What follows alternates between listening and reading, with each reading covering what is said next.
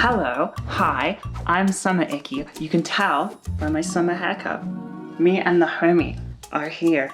Me and Bolognese are here to make content. This video is about checks notes. How do I know that I'm trans? How do you know that you are trans? How does anybody know? It's easy, don't worry, your girlfriend will tell you. People used to ask me a lot online because, you know, I've been an Instagram person for a while now, and I do a lot of ask question boxes because I think they're fun. And people would always ask me, like, how do you know? I think that you already know. I think there is a little voice in the back of your head that's telling you, and you already know. That's why you're doing this. And I think it isn't a question of how do I know? It's more a question of, can I accept this? I think even researching this, like, I don't know any cis people that have done this kind of research or have asked these kind of questions about their identity. I think even having the thought bumps you up a couple of percentage points, but it does not mean that you are, because it's completely okay to question yourself and your identity. The journey is different for everybody. Somebody who is very confident in the knowledge that they are trans and they discover it very quickly and they like find themselves and they do not ever look back, does not take away from somebody who has a very confusing, very long-winded journey. Is that a word? Does not take away from somebody who has a long-winded journey where they do not figure anything out and they do not know themselves very well. Ahem.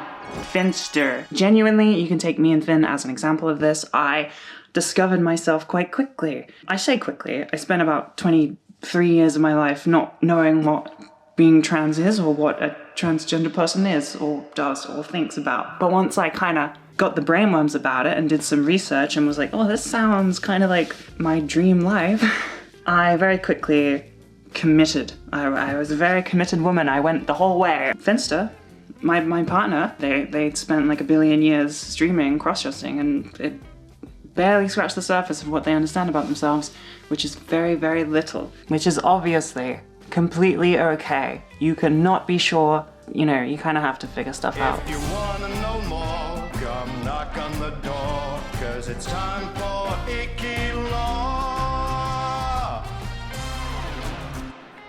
I spent a lot of time not understanding my gender, not understanding myself in social situations, not feeling comfortable in my body or my life or anything, really. And I never questioned it. I thought it was very normal. I thought it was normal to disassociate when you look at yourself for too long in a mirror. That's not normal. I missed a lot of clues because they're a lot easier to look at retroactively. I was dating somebody at the time and they proposed to me that maybe I'm trans. And I kind of was like, well, I don't know what that is. I'm gonna look into it. And I'd already started, I guess, cross-dressing, like in private, during lockdown. I was figuring stuff out.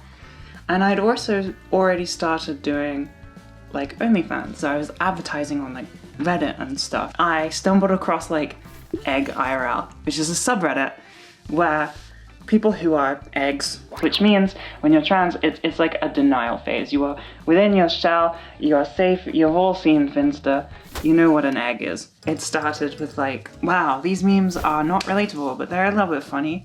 And then it was like, oh wait, that one hits. And like, oh wait, this is my brain. You're just writing down words from my brain in a funny meme format. And I continued to feel personally attacked. I learned kind of what it is to be trans. From there, I saw like trans timelines and like, wow, that person like looks incredible in such a short amount of time. That's crazy, that can't be real. So I did a bunch of research, I looked into it, different types, all this stuff, and I was like, okay, this is slowly seeming more like something I'm experiencing.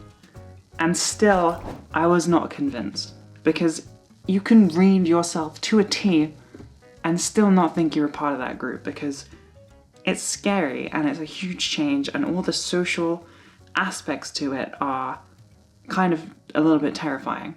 I was in lockdown during COVID, like a lot of us were.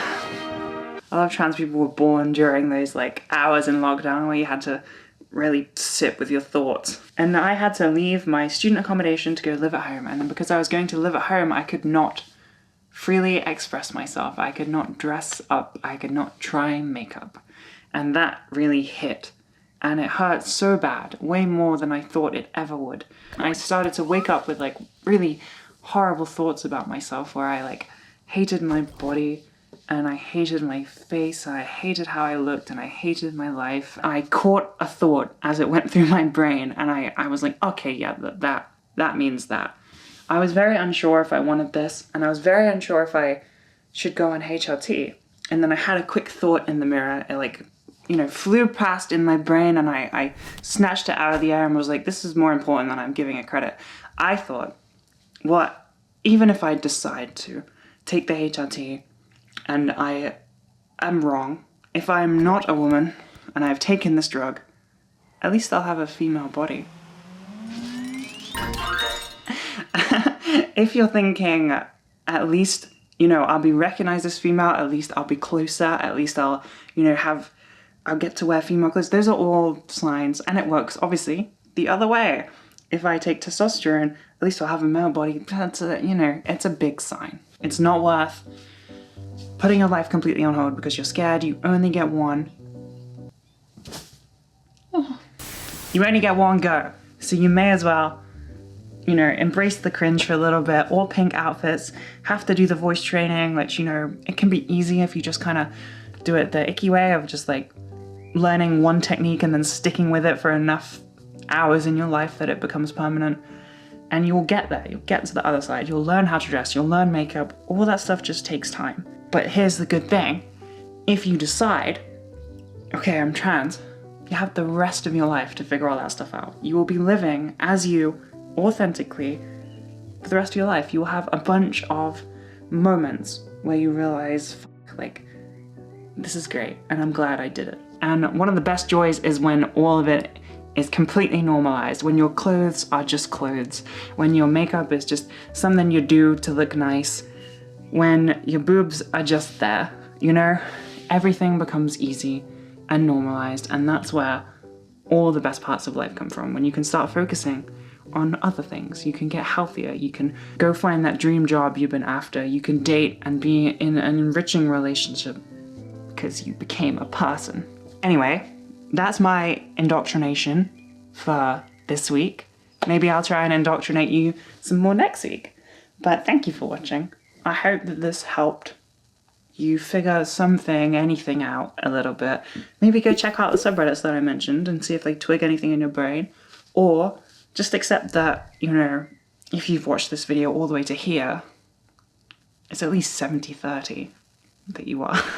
Also, on Saturday of this week, if you are watching it right now as it is released, I'll be at MCM with Finn. The 25th of May, Saturday, 3:30 till 6:30, I'll be in a meet and greet zone. So we can meet, or we can greet, or we can meet and greet, and photos and signing and I don't know, just ask me to tell you a story of yonder. Please come, because it'll be really embarrassing if nobody turns up. Bye.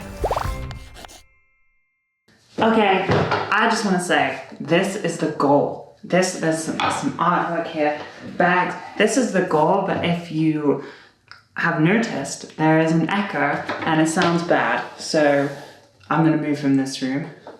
This is where we'll end up though.